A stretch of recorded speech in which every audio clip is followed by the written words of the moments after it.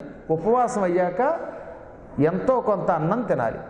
దీనికి పారణ అంటారు. ఉపవాసానంతరం దీక్షా విరమణ కోసం తీసుకునే ఆహారము అని అర్థం. వీడు శ్లోకం చెప్పలేదు, మంత్రం చెప్పలేదు, కానీ చెప్పాక ఇందాక మీకు ఏదో పండు తిన్నాడు. ఆ పుణ్యం వాడికి ఎటువంటి పుణ్యమైందిట? 1,000,000 యజ్ఞముల ఫలితం వచ్చింది. 10,000 గోవులు దానం చేసిన ఫలితం వచ్చింది.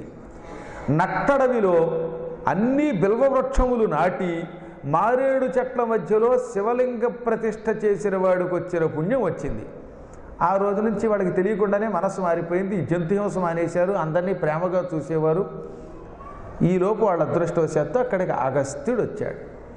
వచ్చి, ఒరే, ఈ పూట నేను ఒక మంత్రం చెబుతాను, చెరువులో స్నానం చేసి మంత్రం జపం చేయడానికి రండి అన్నాడు. మాకు మంత్రాలు తంత్రాలు రావు బాబు అన్నారట వీళ్ళు.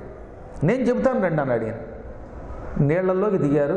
ఆ నీళ్లలోకి దిగ్గానే బుడుంగును ములిగి చచ్చిపోయారు.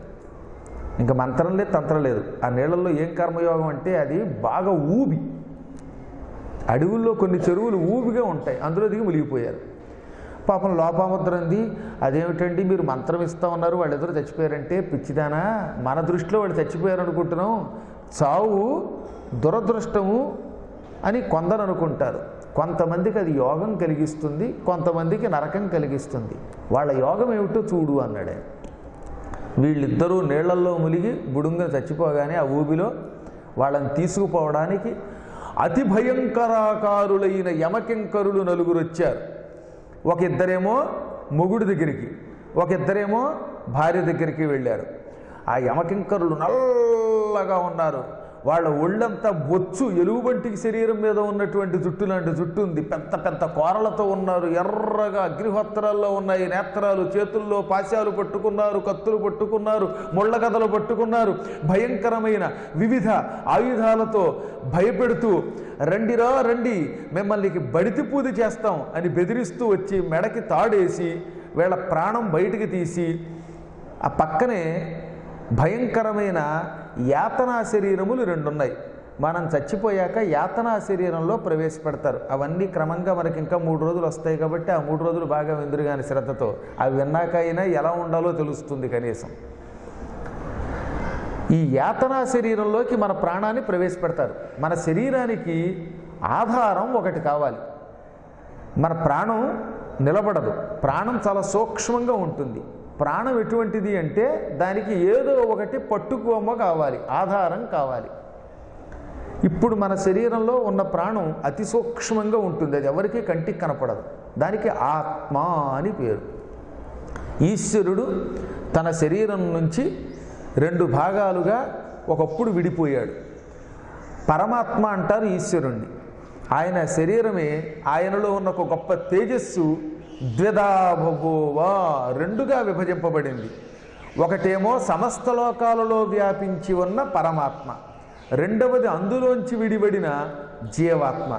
ఈ జీవాత్మ క్రమంగా అణువులుగా విభజింపబడింది. ఈ అణువులు సూక్ష్మాతి సూక్ష్మములు ఈ కోటాను కోట్లుగా విడిపోయాయి. ఈ కోటాను కోట్ల అణువులే, అణువుతో పోలుస్తున్నాం కానీ అణువు కంటే కూడా సూక్ష్మం. ఇవి క్రమంగా 84 లక్షల జీవరాశులుగా, 4 రకాల ప్రాణులుగా, అండజము, స్వేదజము, జరాయుజము, ఉద్భిజ్యము అని 4 రకాల ప్రాణులుగా విడిపోయాయి. అండజములంటే గుడ్ల నుంచి పుట్టేవి. అండ అంటే గుడ్డు, జ అంటే పుట్టేవి. అండజములనగా గుడ్ల నుంచి. పాములు గుడ్ల నుంచి పుడతాయి, మొసళ్ళు గుడ్ల నుంచి పుడతాయి, కోళ్ళు గుడ్ల నుంచి పుడతాయి, రకరకాల పక్షులు ఇవన్నీ గుడ్ల నుంచి పుడతాయి. ఈ విధంగా ముందు గుడ్డు, అందులోంచి ప్రాణులు తయారయ్యేవన్నీ అండజములు. స్వేదజములంటే చెమట నుంచి పుట్టేవి. ఇదిగో నెత్తి మీద రోజు తలకాయ అంటుకోవాలి, చక్కగా కుంకుడుకాయలు పెట్టి భగవంతుడు ఇచ్చాడు మనకి. అందుకే అడవుల్లో కుంకుడుకాయలు. ఈ కుంకుడుకాయలు బాగా నానబెట్టి రసంతో తలదు అంటుకోకపోతే తరచుగా చెమట పట్టి ఈ చెమట వల్ల పేలు తయారవుతాయి. ఈ పేలన్నీ స్వేదజములు. మన తల వెంట్రుకలలో అడుగున పుట్టేటటువంటి చెమట నుంచి పుడతాయి. స్వేదము అంటే చెమట, జ అంటే పుడతాయి, చెమట నుంచి పుడతాయి. పేలన్నీ స్వేదజములు. మంచం మీద పడుకోండి, మన వీపుకున్న చెమట మంచానికి అంటుకోగానే వెంటనే మంచం మీద నుంచి నల్లులు పుడతాయి. ఈ నల్లులు కూడా సేదజములే, అవి మనల్నే కొడతాయి, మన శరీరం నుంచి పుట్టి మన పిల్లలు మనల్ని తిట్టి కొట్టినట్లుగా. ఇక సెగ్గడ్డలు, కురుపులు, తుమ్ములు వీటన్నిటి నుంచి కూడా చెమటలోంచి కొన్ని బ్యాక్టీరియా పుడతాయి, ఇవన్నీ సేదజములే. ఇక మూడవది ఏమిటి? ఉద్భిజ్యములు, అనగా విత్తనములను చీల్చుకొని పుట్టేటటువంటి చెట్లు. ఈ చెట్లన్నీ విత్తనములు నేల మీద పడి మట్టిలో కప్పుబడి నీళ్లు పడగానే మట్టిలో బాగా నాని ఆ విత్తనం క్రమంగా చీలి రెండుగా విభజింపబడి అందులోంచి బయటకు వస్తాయి. విత్తనములు రెండుగా విభజింపబడి పుట్టే వీటన్నిటినీ కూడా ఉద్భిజ్యములు, భూమిని చీల్చుకుని విత్తనము నుండి పుట్టునవి. ఇవి మూడవ కేటగిరీ. ఇక నాలుగవ రకాల ప్రాణులు ఏమిటి? జరాయుజములు. తల్లి గర్భకోశంలో మావి అని ఉంటుంది, ఆ మావి నుంచి పుట్టేవి.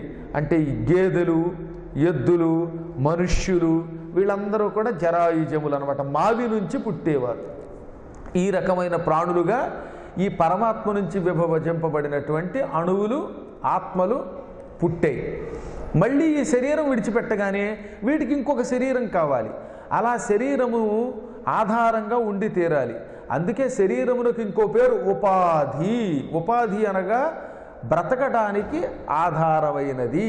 అందుకే ఎప్పటికూడా ఉద్యోగానికి ఉపాధి కేంద్రం ఎందుకు పేరు పెట్టారంటే దానివల్ల నువ్వు బతుకుతున్నావు కనుక.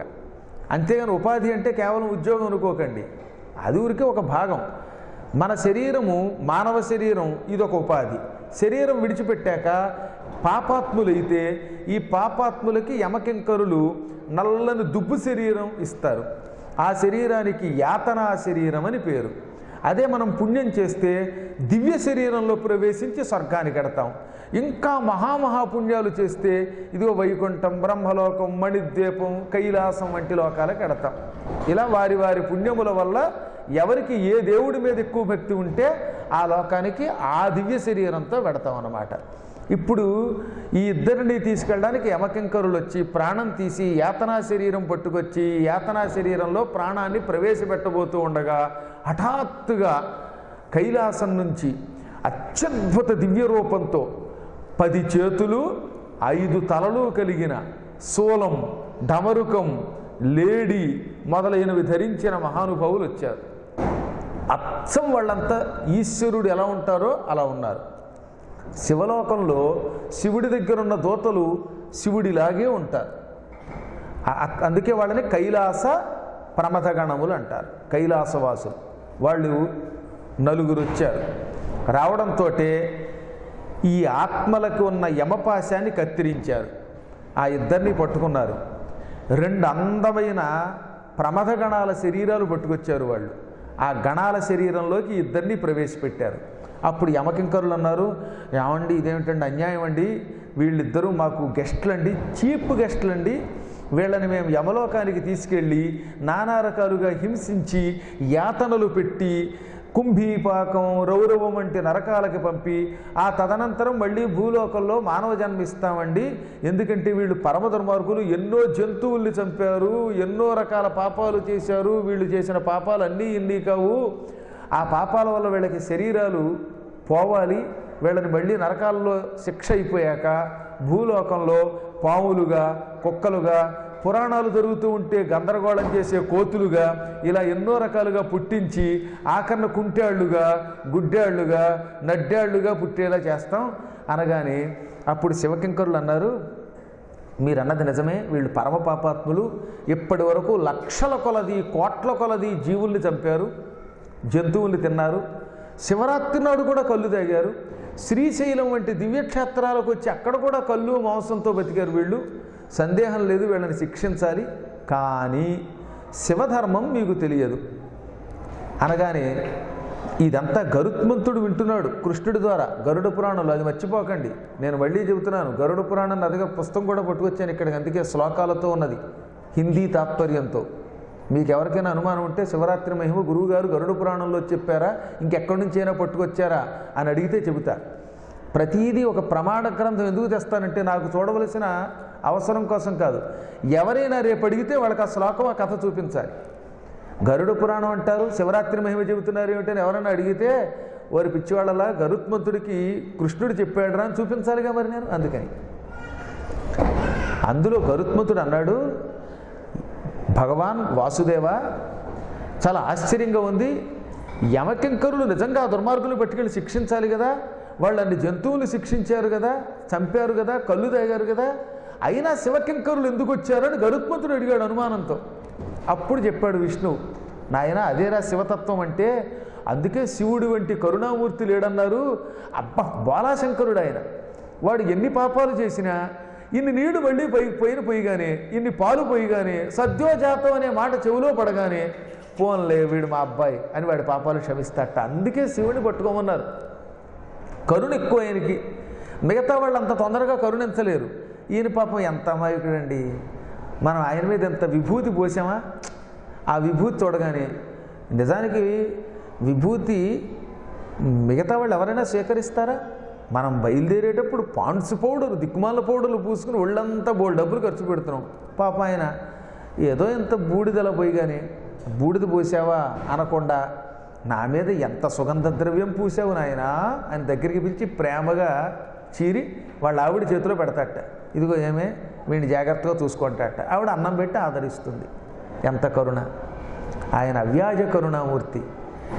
వీళ్ళు చేసిన పాపాలన్నిటినీ ఆయన తొలగించాడనగానే అదే మాకు అర్థం అవట్లేదు, ఎలా తొలగేయండి అన్నాడు మళ్ళీ గరుత్మంతుడు. మీరు నన్ను అడిగిన ప్రశ్నే ఆనాడు యమకింకరులు కైలాస భటుల్ని ప్రమదగణాలను అడిగారు. వాళ్ళు చెప్పిన సమాధానం నీకు చెబుతున్నాను, గరుడ విను.